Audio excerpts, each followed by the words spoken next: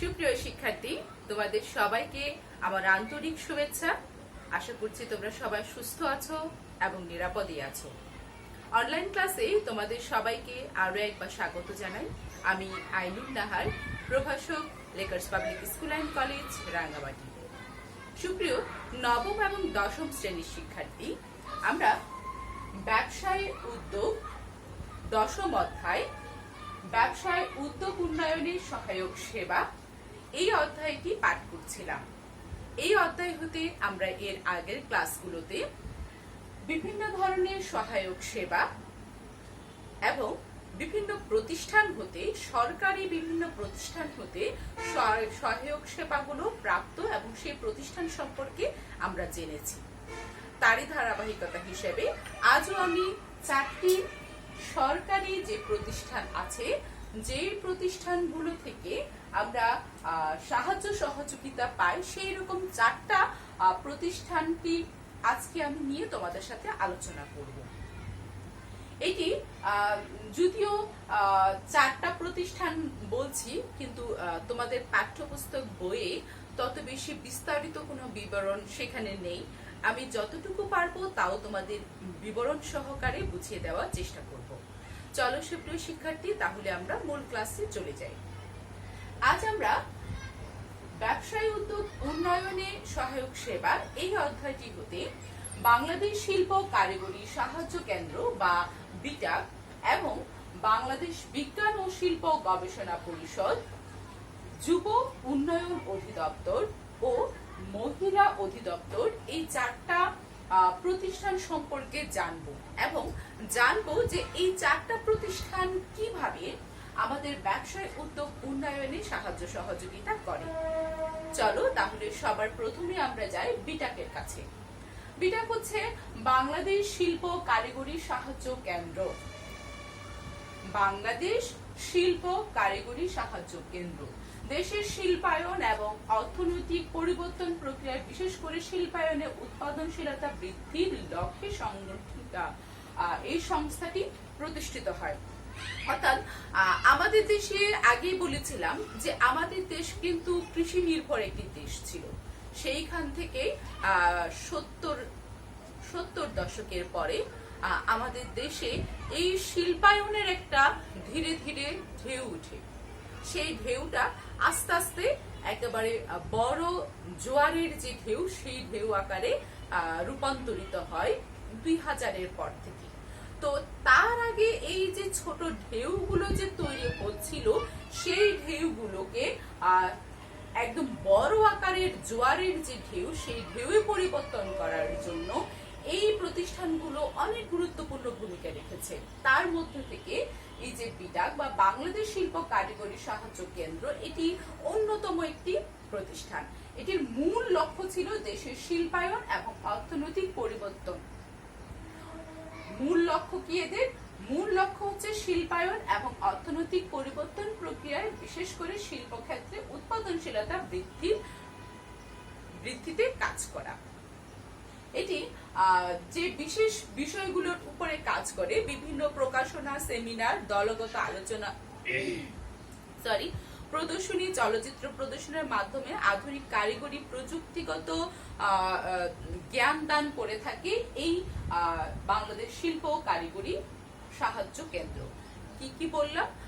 বিভিন্ন রকমের সভা, সেমিনার, দলগত আলোচনা, তারপর চলচ্চিত্রের মাধ্যমে কারিগরি জ্ঞান প্রদান করার মাধ্যমে এই শিল্প কারিগরি সংস্থাটি কাজ করে।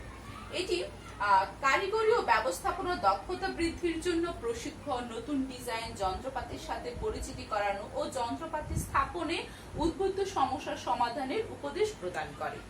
এটি কি কাজ করে? এটি মানে বাংলাদেশ শিল্প কারিগরি সাহায্য সংস্থা বা বিটাক যে কাজগুলো করে, মূল কাজটা হচ্ছে ওর অর্থনৈতিক পরিবর্তন করে এবং শিল্পায়ন সাধন করা, শিল্পের উন্নয়ন করা। এই কাজটির সাথে আরো যে কাজগুলো করে সেগুলো হচ্ছে কারিগরি ও ব্যবস্থাপনার দক্ষতা বৃদ্ধির জন্য প্রশিক্ষণ, নতুন ডিজাইন, যন্ত্রপাতির সাথে পরিচিত করানো, যন্ত্রপাতি স্থাপনের উদ্ভূত সমস্যার সমাধান উপদেশ প্রদান করে।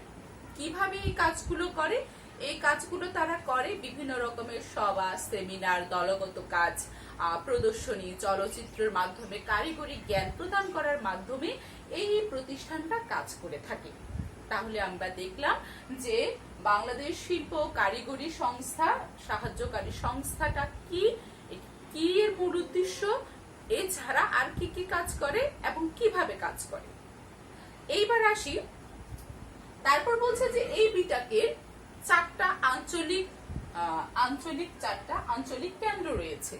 বিটাক চারটি মূল আঞ্চলিক কেন্দ্র রয়েছে, সেগুলো হচ্ছে ঢাকা, চট্টগ্রাম, চাঁদপুর এবং খুলনা। তাছাড়া আরেকটি কেন্দ্রের কাজ, আঞ্চলিক কেন্দ্রের কাজ তাদের এখনো চলমান আছে, সেটা এখনো শেষ হয়নি। তাহলে বিটাক কোথায় কোথায় কাজ করে, কি কাজ করে এবং কিভাবে কাজ করে এবং বিটাকের মূল উদ্দেশ্য কি, এটা সম্পর্কে আমরা জানতে পারলাম। এবার আসি বাংলাদেশ বিজ্ঞান ও শিল্প গবেষণা পরিষদ। বাংলাদেশ বিজ্ঞান এবং শিল্প গবেষণা পরিষদ বলছে কি জাতীয় শিল্পায়নের স্বয়ংসম্পূর্ণতা অর্জনের জন্য 1973 সালে এই প্রতিষ্ঠান স্থাপন করা হয়।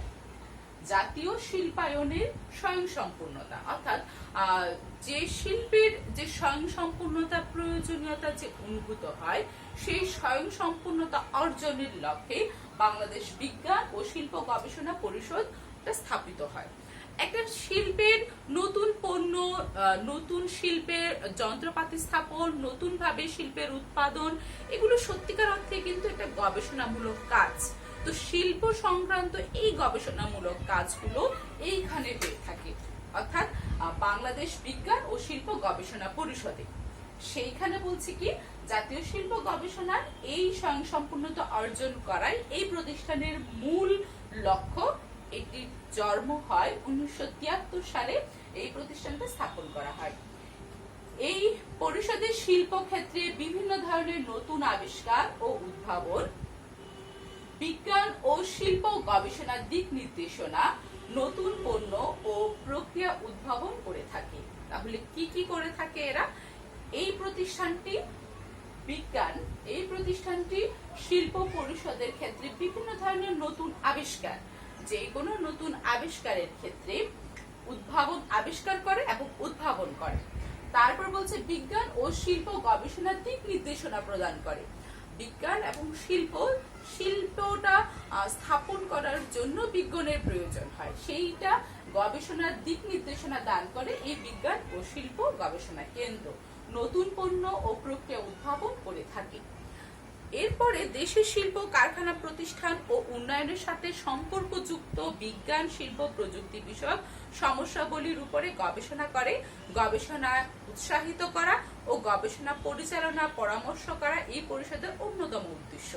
তাহলে এইগুলো কি কি কাজ করে সেইগুলো আমরা জানলাম, যে বাংলাদেশ বিজ্ঞান ও শিল্প গবেষণা পরিষদ কি, কখন এটার জন্ম হয়, কি কাজ করে এবং এটার উদ্দেশ্য। এর উদ্দেশ্য হচ্ছে কি দেশের শিল্প কারখানা ও উন্নয়নের সাথে সম্পর্কযুক্ত বিজ্ঞান, শিল্প ও প্রযুক্তি বিষয়ক সমস্যার উপর থেকে গবেষণা করা, গবেষণা উৎসাহ দান করা এবং গবেষণায় পরিচালিত পরামর্শ প্রদান করা এই প্রতিষ্ঠানের অন্যতম কাজ। বলছে যে এর মাধ্যমে, এই বিজ্ঞান এবং শিল্প গবেষণা পরিষদের মাধ্যমে দেশের যে সকল ছোট ছোট উদ্যোক্তা আছেন তাদের মধ্যে নতুন পণ্য উৎপাদন, নতুন পণ্য আবিষ্কার এবং প্রযুক্তির মাধ্যমে বাণিজ্যের যে প্রচার প্রসার, এটা ঘটানো সম্ভব হচ্ছে। তাহলে আমরা দেখলাম প্রথমে বাংলাদেশ শিল্প ও কারিগরি সাহায্য কেন্দ্র বা বিটাক, এখন দেখলাম বাংলাদেশ বিজ্ঞান এবং শিল্প গবেষণা পরিষদ। বাংলাদেশ শিল্প ও গবেষণা পরিষদ আবার একটু বলি, বাংলাদেশ শিল্প ও গবেষণা পরিষদ শিল্পে স্বয়ংসম্পূর্ণ আনাতা, শিল্পের উন্নয়নের জন্য স্বয়ংসম্পূর্ণতা আনার জন্য 1973 সালে এটির জন্ম হয়।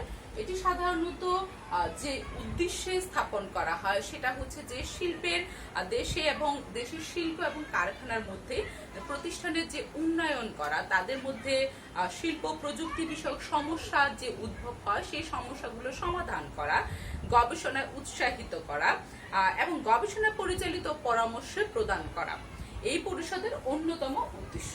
আর এর কাজগুলো কি কি? এর কাজগুলো হচ্ছে পরিষদের শিল্প ক্ষেত্রে বিভিন্ন ধরনের নতুন আবিষ্কার ও উদ্ভাবন, বিজ্ঞান ও শিল্প গবেষণার দিক নির্দেশনা, নতুন পণ্য ও প্রক্রিয়া উদ্ভাবন করা এর মূল কাজ। তাহলে বাংলাদেশ বিজ্ঞান ও শিল্প গবেষণা পরিষদ কি, এটি কখন জন্ম হয়, এটার মূল কাজ কি, এটার উদ্দেশ্য কি, বুঝাতে পারলাম। এইবার দেখি যুব উন্নয়ন অধিদপ্তর। যুব উন্নয়ন অধিদপ্তর হচ্ছে যুব মন্ত্রণালয়েরই একটি মন্ত্রণালয়াধীন পরিচালিত যুবক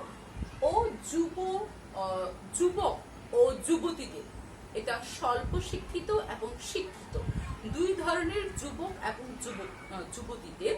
আর এখানে যারা স্বল্প অশিক্ষিত হলে কিন্তু আর এখানে আসলে প্রশিক্ষণ বা এই যুব অধিদপ্তরের আওতাধীন আসে না, কিন্তু স্বল্প শিক্ষিত এবং উচ্চ শিক্ষিত যারা, তারাই এই অধিদপ্তরের আওতায় আসে। তাদেরকে যুবক, সেই রকম স্বল্প এবং স্বল্প শিক্ষিত বা উচ্চ শিক্ষিত যুবক এবং যুব মহিলাদের আত্মকর্মসংস্থানের ক্ষেত্রে নানা ধরনের কর্মকাণ্ডে পরিচালনা করছে। এটুকু বলি যে যুব উন্নয়ন অধিদপ্তর কিন্তু আত্মকর্মসংস্থানমূলক কাজের সাথে সম্পৃক্ত। আত্মকর্মসংস্থানমূলক কাজ আর উদ্যোগ দুটো কিন্তু এক বিষয় না, দুটির মধ্যে কিন্তু ফারাক আছে। আত্মকর্মসংস্থানমূলক কাজে কিন্তু শুধুমাত্র নিজের কর্মসংস্থান সৃষ্টি হয়। এখানে খুব বেশি থেকে বেশি হলে একজন, দুইজন আর 5 জন মানুষের কর্মসংস্থান সৃষ্টি হতে পারে। যখন মানে কর্মসংস্থানটা বৃদ্ধি পায় তখন 5 জনের হতে পারে। কিন্তু উদ্যোগ হচ্ছে, ব্যবসায় উদ্যোগ হচ্ছে একটা বিশাল বিষয়। ব্যবসা উদ্যোগের ক্ষেত্রে শুধুমাত্র নিজের না, একসাথে এবং কি হাজার, এমনকি আরো কয়েকশো মানুষেরও কিন্তু কর্মসংস্থান ঘটানো সম্ভব। অর্থাৎ আত্মকর্মসংস্থানে শুধু নিজের এবং গুটি কয়েক মানুষের কর্মসংস্থানের ঘটানো সম্ভব, কিন্তু উদ্যোগ সেরকম না। ব্যবসা উদ্যোগটা আরো বিশাল বিষয়। তার মাধ্যমে কিন্তু আমরা কয়েকশো মানুষেরও কর্মসংস্থান ঘটাতে পারি। অর্থাৎ আত্মকর্মসংস্থান একটা ক্ষুদ্র প্রয়াস আর ব্যবসায় উদ্যোগ একটা বিশাল বিষয়। সেই যে আত্মকর্মসংস্থানমূলক কাজের জন্যই কিন্তু যুব উন্নয়ন অধিদপ্তর কাজ করে যাচ্ছে। অর্থাৎ আমরা শুধু বিশাল ভাবে, অনেক বড় ভাবে দেশের কর্মসংস্থান সৃষ্টি করতে পারবো, যে মানুষের কর্মসংস্থান হবে, সেইভাবে না করে ছোট ছোট ছোট ছোট ভাবে ভাগ করেও মানুষের যদি কর্মসংস্থান সৃষ্টি করতে পারি, তাহলেও কিন্তু বেকারত্ব অনেকাংশে হ্রাস করা সম্ভব। সেই উদ্দেশ্যটা সামনে রেখেই কিন্তু যুব উন্নয়ন অধিদপ্তর এই যে বিভিন্ন রকমের কর্মকাণ্ড পরিচালনা করে। তারা কি করে? তারা এই যুবক যুবতীদের একত্রিত করে তাদেরকে বিভিন্ন ধরনের প্রশিক্ষণ প্রদান করে। সেই প্রশিক্ষণগুলো হয় বিভিন্ন বিষয়ের উপরে, যেমন ক্ষুদ্র ব্যবসায়, কৃষি খামার, আর মৌমাছির পালন করে, মৌচাক সংগ্রহ করেও, গবাদি পশু পালন, তারপর হচ্ছে মৎস্য চাষ, কম্পিউটার শিক্ষা, সেলাই, এমব্রয়ডারি, এইরকম বিভিন্ন বিষয়ের উপরে কিন্তু এই যুব উন্নয়ন অধিদপ্তর বিভিন্ন রকমের প্রশিক্ষণ প্রদান করে এবং বিভিন্ন রকমের এই কর্মসংস্থানটা গ্রহণ করার জন্য তারা আবার বিভিন্ন রকমের ঋণও প্রদান করে থাকে। তাহলে যুব উন্নয়ন অধিদপ্তর আর কি এবং যুব উন্নয়ন অধিদপ্তরের কাজ কি, এটি কিভাবে কাজ করে বললাম বা বুঝতে পারলে। আবার একটু বলি, বেকার, শিক্ষিত এবং স্বল্প শিক্ষিত যুবক এবং যুব মহিলাদের হাতে কলমে প্রশিক্ষণ প্রদানের মাধ্যমে তাদের আত্মকর্মসংস্থানমূলক কাজে উৎসাহিত করে যুব উন্নয়ন অধিদপ্তর। তাদেরকে বিভিন্নভাবে প্রশিক্ষণ দেয় এবং বিভিন্ন রকমের ঋণেরও ব্যবস্থা করে থাকে।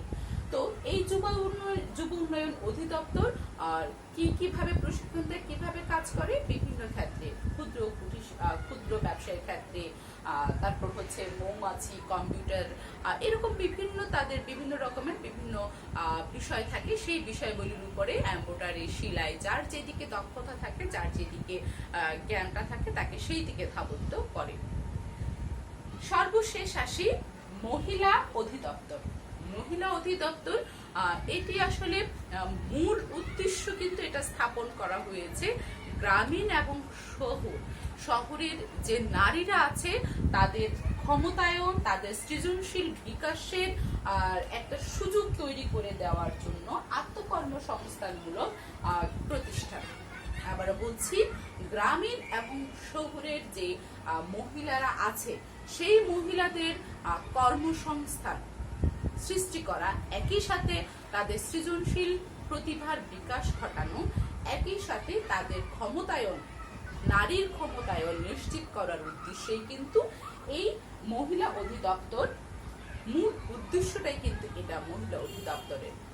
তারপর কি এরা বিভিন্নভাবে সাহায্য সহযোগিতা করে, ঋণ প্রদান করে, প্রশিক্ষণ প্রদান করে এবং সেইগুলো কিভাবে যথাযথভাবে প্রয়োগ ঘটাবে তার দিক নির্দেশনা প্রদান করেও সাহায্য সহযোগিতা করে মহিলা অধিদপ্তর। মহিলা অধিদপ্তর শুধুমাত্র নারীদের ক্ষেত্রেই প্রযোজ্য, এখানে পুরুষদেরকে কোনো রকমের কোনো সাহায্য সহযোগিতা করা হয় না। এই মহিলা অধিদপ্তরের মূল উদ্দেশ্যটা হচ্ছে নারীর ক্ষমতায়ন, নারীর সৃজনশীল প্রতিভার বিকাশ ঘটানো এবং আত্মকর্মসংস্থানমূলক কাজে নিয়োজিত করা। এটাই হচ্ছে মহিলা অধিদপ্তরের মূল উদ্দেশ্য। এটি কিভাবে সাহায্য সহযোগিতা করে? এটি সাহায্য সহযোগিতা করে ঋণ প্রদান করার মাধ্যমে, প্রশিক্ষণ প্রদান করার মাধ্যমে এবং কাজে বাস্তবিক প্রয়োগ ঘটানোর ক্ষেত্রে যদি তাদের কোনো ধরনের সাহায্য সহযোগিতার প্রয়োজন হয় সেই ক্ষেত্রেও সাহায্য সহযোগিতা করে। সুপ্রিয় শিক্ষার্থী, তাহলে আজ আমরা বাংলাদেশ সরকার থেকে প্রাপ্ত বা সরকারি যে প্রতিষ্ঠানগুলো আছে ব্যবসায় উদ্যোগ উন্নয়নের জন্য, সেই প্রতিষ্ঠানগুলো কিভাবে সাহায্য সহযোগিতা করে এবং সেই প্রতিষ্ঠানগুলো কি কি তা নিয়ে বিস্তারিত আলোচনা করেছি। এর আগের ক্লাসেও আমি এরকম আরো 4টি প্রতিষ্ঠান নিয়ে আলোচনা করেছি, আজকেও 4টে প্রতিষ্ঠান নিয়ে আলোচনা করলাম। এর পরবর্তী ক্লাসে আমি তোমাদেরকে বেসরকারি প্রতিষ্ঠান হতে প্রাপ্ত সাহায্য সহযোগিতাকারী প্রতিষ্ঠানসমূহ সম্পর্কে জানাবো। অর্থাৎ আমরা শুধুমাত্র সরকারি প্রতিষ্ঠান হতেই যে সাহায্য সহযোগিতাগুলো পাই বা ওরকম প্রতিষ্ঠানগুলোই যে সাহায্য সহযোগিতা করে তা কিন্তু না। এরকম বেসরকারি যে প্রতিষ্ঠানগুলো আছে সেগুলো নিয়ে আমি তোমাদের সাথে পরবর্তী ক্লাসে আলোচনা করব। যদি তোমাদের কোনো সমস্যা থাকে বা কোনো অধ্যায় নিয়ে যদি তোমরা আবার পড়তে চাও তাহলে আমাকে কমেন্ট বক্সে জানাতে পারো, আমি চেষ্টা করব তোমাদের সাথে সেই অধ্যায়টি নিয়ে আলোচনা করার জন্য। সবার সুস্থতা এবং দীর্ঘায়ু কামনা করছি। পরবর্তী ক্লাসে তোমাদের সাথে আবার দেখা হবে। ধন্যবাদ সবাইকে।